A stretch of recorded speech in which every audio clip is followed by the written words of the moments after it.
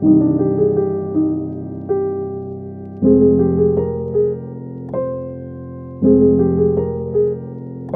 good morning. I'm Dr. Ruben Bhasin Pasi, consultant dermatologist at CK Birla Hospital, Gurgaon. Today we'll be discussing something about rosacea, जिसको हम acne rosacea भी बोलते हैं. बहुत ही common condition है, बहुत simple characteristics हैं, जैसे कि facial flushing मतलब redness over the face, telangiectasias जिसको हम बोलते हैं spider veins, छोटी छोटी small vessels जो हमारे face पे दिखने लग जाती हैं, बहुत ही rough dry skin.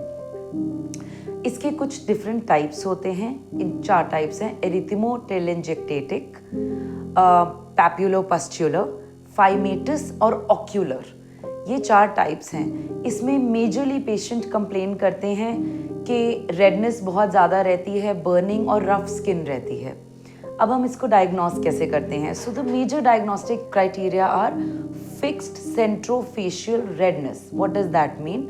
कि सेंटर में पेशेंट को बहुत ज़्यादा रेडनेस होती है जो ग्रेजुअली कभी इंक्रीज हो जाती है, कभी कम हो जाती है. एसोसिएटेड बर्निंग एंड स्टिंगिंग भी होती है इसमें.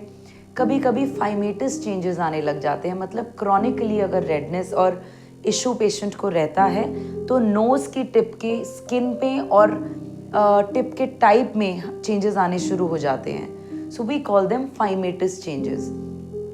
Sometimes it is associated with facial swelling or a little bit of edema, and definitely the skin is very rough and thick type. So the areas that are involved are majorly the centrofacial areas, but it spreads on the chin and sometimes on the forehead also. So there are these specific triggers which cause it. So be it hot and cold temperature, a lot of hot steamy drinks. तो अगर आपका soup है, चाय है, coffee है जिसमें बहुत ज़्यादा स्टीम निकल रही है, that is to be totally avoided. Exercises increases redness on the face. A lot of caffeine, a lot of emotions, facial massages, these have to be totally avoided or may be taken care of if they are done. Now to talk about the management and treatment. जैसे I told you about some triggers, जैसे हमारा caffeine हो गया, temperatures हो गया, a good sunscreen, good skin barrier, these have to be taken care of. Majorly a broad spectrum sunscreen help. तो broad spectrum sunscreen हमारी कौन सी होती है? जिसमें UVA filter होगा, UVB filter होगा, physical filters जैसे कि zinc oxide, titanium dioxide होगा. They are going to improve your epidermal skin barrier also. So उसमें आपके जैसे अगर hot drinks हैं या extreme weather changes हैं, इसमें your skin is not directly going to be affected. So that will be of good help for you.